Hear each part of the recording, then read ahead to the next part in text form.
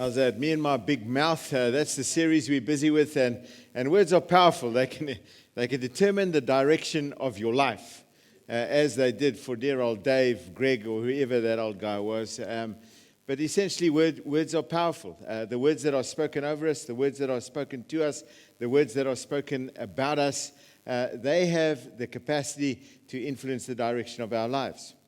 I don't know if it's still a phrase that's known, sticks and stones will break my bones, but words will never harm me. Those are probably the most untrue words ever spoken, because words go through the skin and into the bones and affect how we think about ourselves, how we think of others. Words have a capacity to destroy. Words I say, let alone words said to me, have a capacity to bring destruction or heartache or pain to relationships in my life. So not only the words spoken to me, but the words I speak, these are powerful things.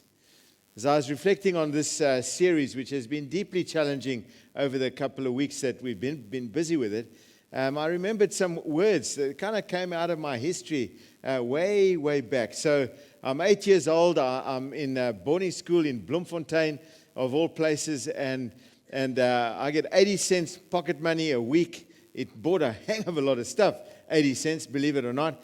I was invited to a girl's birthday party. I found my way to the shops, bought a present with the little I had, and wrapped it badly and gave it to her. And when she opened it, she threw it on the ground and said, "I've got 3 of those." Words. Feel my pain? I can tell it with almost the same pain as I had then as a small boy. Now it's nothing, but then it was a big thing, you know. To this day,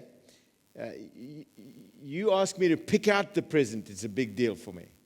I'm happy to pay for it, but don't ask me to pick it. And get me to one of those parties where they open the presents in front of you and say, and must guess who gave it. I'm done. I kid you not, I'll take to the hills, but don't invite me to that thing. Words are powerful. I hear you saying, "You're an old man, get over it." I have. Promise you. I'm telling you because I somehow remember these things, right?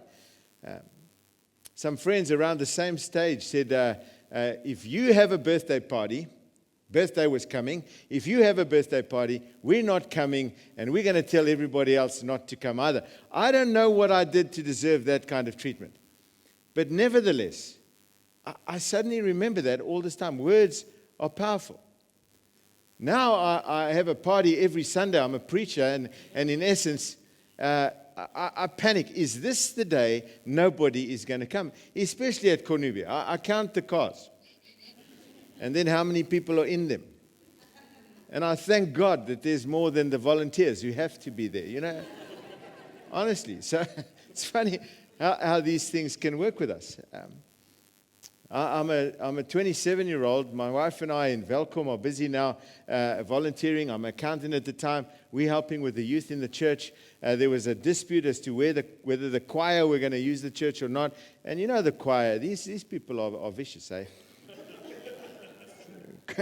Musicians, generally. So this oak says to me from the choir, "I didn't like your face the first time I saw it. And I still don't like it now." These are words, right?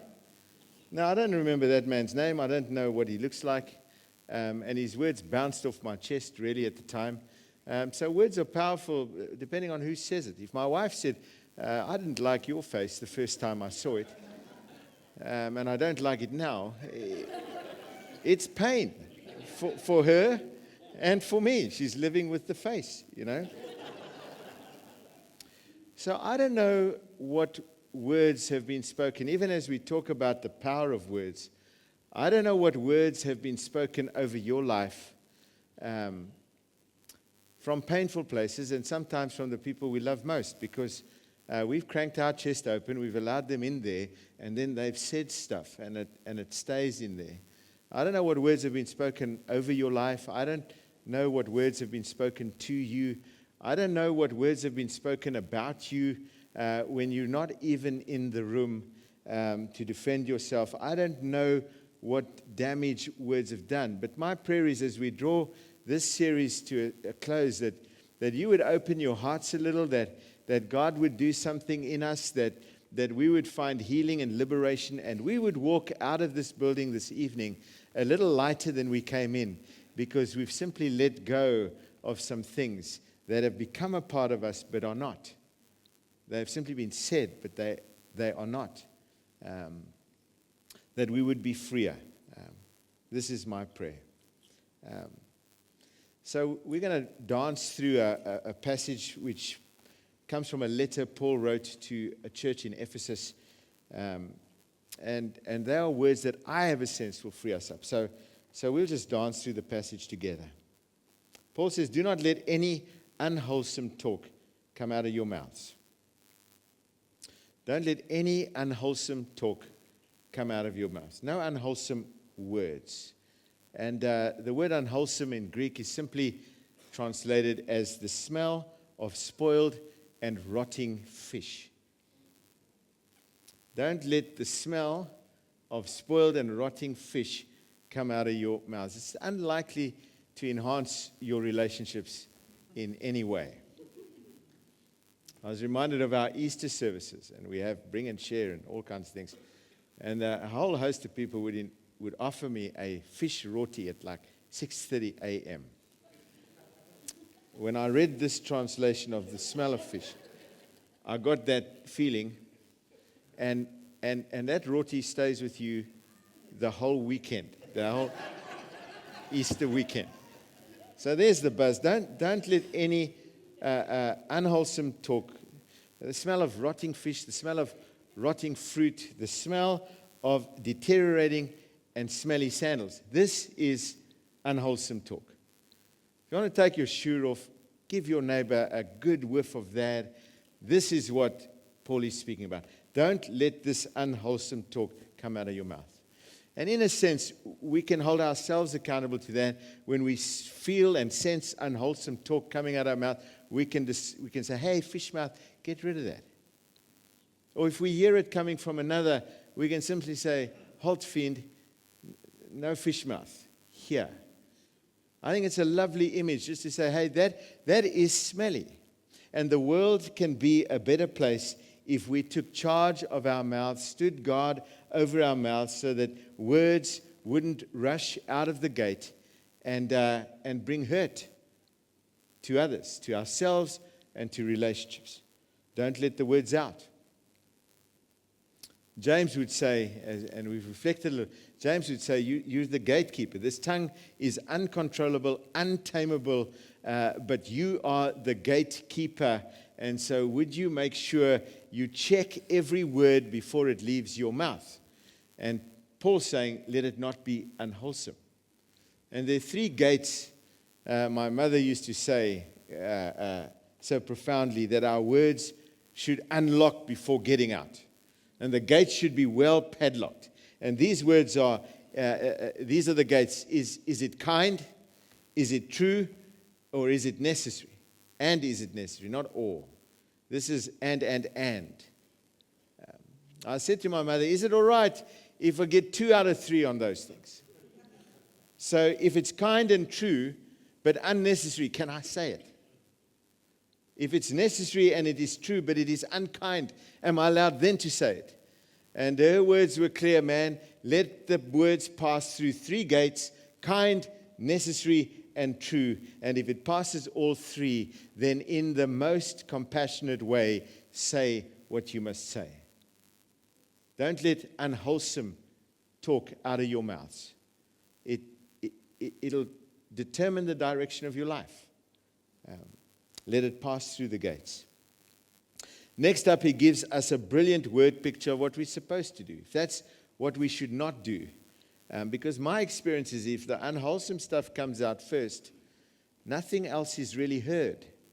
You know? If it's smelly when it comes out, nothing else is heard. So he gives us this word picture. Paul says, don't let any unwholesome talk come out of your mouths, but only what is helpful for building others up according to their needs? Would you only use words that build rather than break? And would you consider, when you are working out what building means, it would be determined by the needs of the other? Would you build one another up with your words? It sounds all fuzzy and all fluffy and all superficial and all kind and nice. But the point Paul is making is, I'm not asking you to be nice, I'm asking you to be helpful. And sometimes we use our words, if they are to be helpful, then they might not be easy to hear, but they can be carefully said.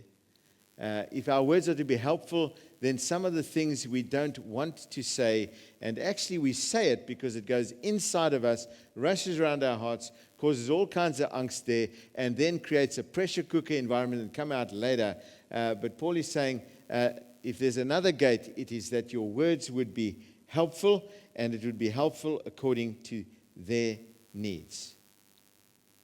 Would you use your words to be helpful? And then he gives us a glorious kind of picture, which has met me at a good stage of my life. He says, I want your words to be words that build. You see, our words are like bricks. Our words are like stones. And we can throw them, or we can pave a way forward. We can build, or we can break. So I'm going to ask, let's see if Dylan can pass. Oh, that was good. So my future son-in-law, who is in construction, lent me this helmet for the Cornubia site, because it's building. He clearly wants me alive until I've paid for the wedding. Thereafter, I'm not sure what he would have. But imagine that every conversation you have is a construction site, right? And Paul is saying, would you use your words to build and not break? And when you leave a conversation, when you leave the construction site, how are the people whom you've just conversed with, how do they feel? Do they feel better? Imagine what our marriages would look like if every conversation built something or paved a way to something better. Imagine what our work environment would look like if every conversation, two people walked away from that feeling better than when they got into that conversation. And that doesn't mean it was just pat your back, hugs, and love you and affirmation, all that. But regardless of what the nature of that conversation was, the overriding measure of success is that the people felt built up. Imagine what would happen in community, this church, this campus, if every conversation built up. Even conversations had in the absence of people. What would happen if it built up? You know, Christians, and I hate the word Christian really, because it's a noun, it's a name, whereas the first followers of Jesus were not called Christians, they were called followers of the way, which was follow the way Jesus relates to people. And if you watch him through the Gospels, I imagine there are very few that left his company without feeling better. Perhaps an exception would be the Pharisees of his day, the religious leaders, me, who were deeply challenged by the manner in which they were dealing with people. But imagine if in a church, so often we are prone to share deeply about others because we care. But in essence, we break. Would you use your words to build, says Paul. There's a woman who had a meal with two UK Prime Ministers, Radcliffe and Disraeli, and some of you may have heard this story, but she was interviewed to ask what was that like. These were two powerful men, And she said, well, when I finished my dinner with Radcliffe, I left feeling he was the cleverest man in the world. And when I left dinner with Disraeli, I left feeling the cleverest woman in the world. How do people leave your company? Are they impressed with your stature? You have impressed them with your words, or do they leave feeling better about themselves? How do people leave your conversations? Paul says, can I take this off? Paul says, would you use your words to build? You use your words to build. I'm challenged by that. Because if I'm going to use my words to build, I'm going to have to listen more deeply. If I'm going to know what to say and carefully when to say it, then I'm going to need to listen twice as hard as I speak. And it's mechanics. 2 ears, 1 mouth. Be quick to listen, slow to speak. Listen twice as hard as you speak. One of the most frightening sentences that come from my wife's lips from time to time is, "What did I just say?" Is that true? Does that frighten anybody else out there?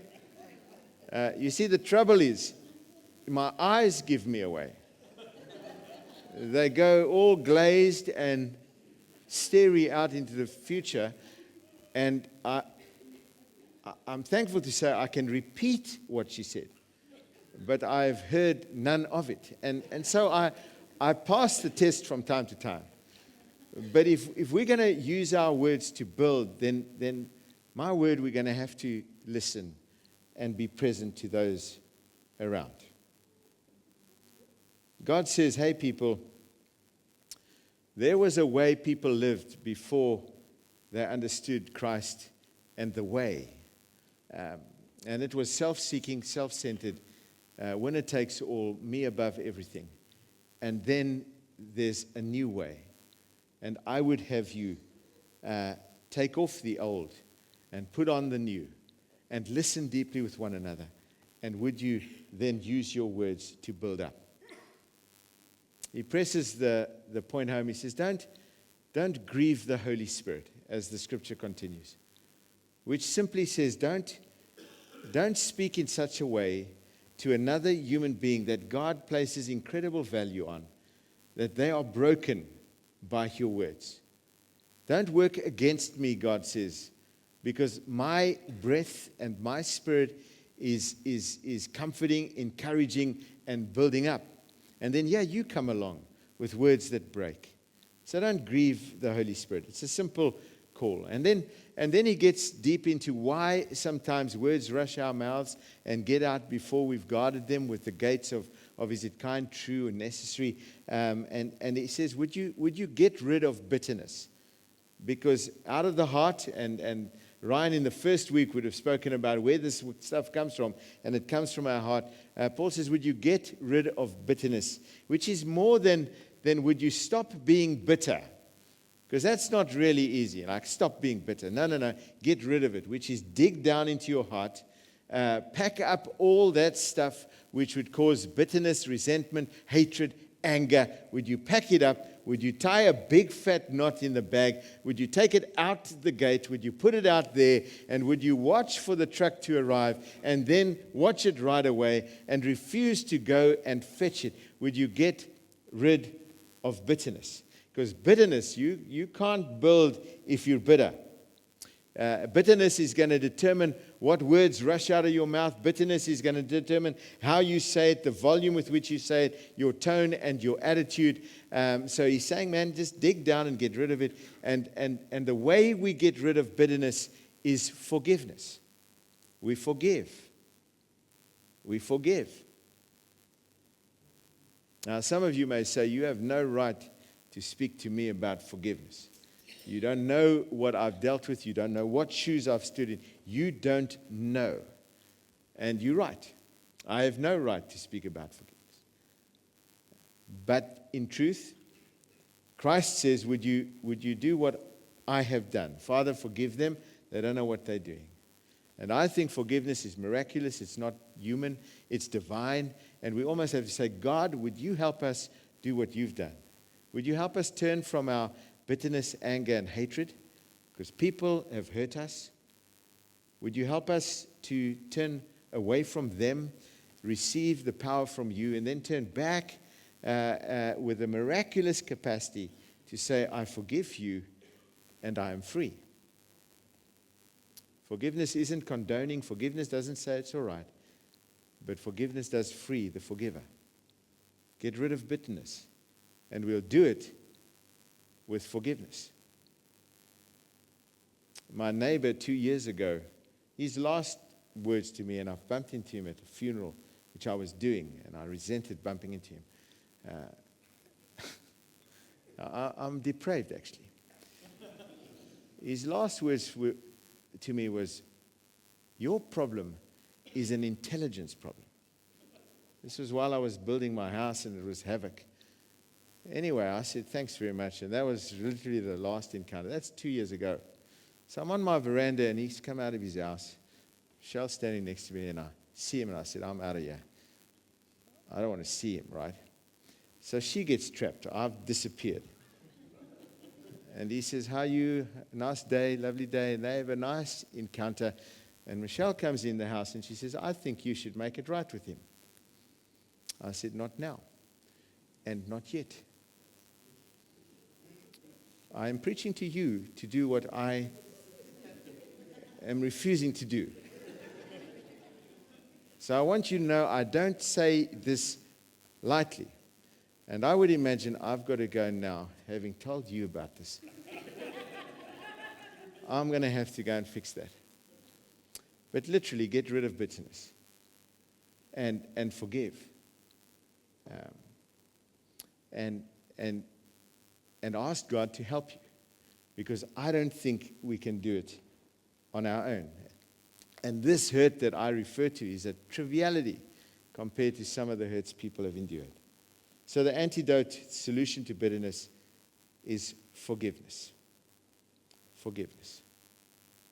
In a sense, we begin to give to those who don't deserve our forgiveness, so that we might live freer with those who do deserve a better me, a freer me, a kinder me, a more gracious me. You see, you can't be a builder as long as you're bitter. And forgiveness is a decision to no longer drink poison while others, and hoping others will die. Forgiveness. Get rid of bitterness. And he goes on, get rid of all bitterness, rage, and anger, brawling, and slander. These are all things that I think come out of a center of being hurt, nursing the hurt, developing the anger within us, and then rage, and then comes out of us this wellspring of words that affect our lives and others. Get rid of these things, pack them up, and take them outside. People matter to God, and they matter to us. People who have hurt us matter to God, and in a sense, as we see them differently, so we can respond differently. We no longer degrade, say you don't make the grade. We no longer speak of them badly. We no longer demean, saying you don't matter, because God matters. Because here's the truth. We don't, our call, and whether you're a Christ follower or not, this is a good way of living. Our call is not to treat people as they have treated us, but rather to treat people as God treats us. And He treats us graciously. He gives us 1 chance, 2 chance, 3 chance. He puts immense worth and value on us. And He says, like I treat you, would you treat one another? Would you respect and love one another? Be kind, says Paul, and compassionate to one another, forgiving each other just as Christ in God forgave you. We treat others as God treats us. So don't let any unwholesome words come out of your mouth. That's the bottom line thing. But more than that, would you use your words to build others up? Every conversation is a construction site. Be kind.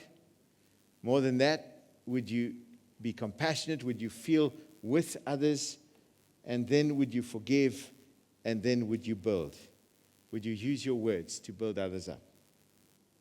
As I close, I'm reminded of a conversation my late father had with me over a peri-peri chicken at a restaurant that isn't here anymore called La Pizza Pasta. It was the best peri-peri chicken you will ever have. I've never seen a man suck the bones of a chicken like my father did. But in the midst of that incredible meal, he said two things. And I'm thankful to him for them, because they were things that built. And I was able to respond with words that would build. And I don't have chance to say them anymore because he's not here anymore. So I'm thankful for the words. But he said, there are a few things when I look on my parenting, my fatherhood of you, my boy, there are a few things that I regret and I wish to make them right. And he accounted a number of things that he had held for years. And as he told me the stories of what he had done, which had caused him shame as it concerned me, I didn't remember the things. I didn't remember. And so with tears in his eyes, he speaks these words to me. And I was able to say, Dad, I don't remember them. Would you carry them no longer? Here's a conversation that built. He was free. And I was no worse off. It was a good construction site for us. And then he said, you're not perfect, my boy. Which is good words. It was true. He said it kindly. And it was probably necessary. And then he said, I would not want you to have any regrets in relation to me. You're my son, and I'm proud of you. These are words that built, did they not? So here's my sense. God says of us, you are my beloved children, I am pleased with you. There's the overriding word that God shouts from the heavens. He would invite us out of regret and shame into receiving his forgiveness, love, and grace. And then he would, out of that center, invite us to speak words. No words, unwholesome words, but words that build. And so in every conversation, as parents, fathers with our children, our words carry massive weight, dads. Mothers, your words carry, husbands, wives, your words carry immense weight. And so if every conversation is a construction site, would you open your heart to the idea that you would want people to leave having been built up? Your words are stones, bricks. You can throw them or you can pave the way. The Spirit of God is with us. And my prayer is that his healing would come to us if there are words spoken to us. And we would be free as we leave this auditorium out the doors. And if we have spoken words that have broken, that Spirit of God, you would encourage us to make them right. I've got a conversation I'll put off at least for a month with my neighbor.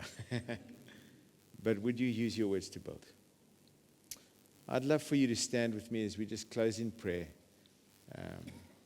And we acknowledge that we have immense power in the little 8-muscled tongue in our mouths. And God would have us use that power to great effect as we build into the lives of our children, parents, siblings, colleagues, friends. Let's pray together.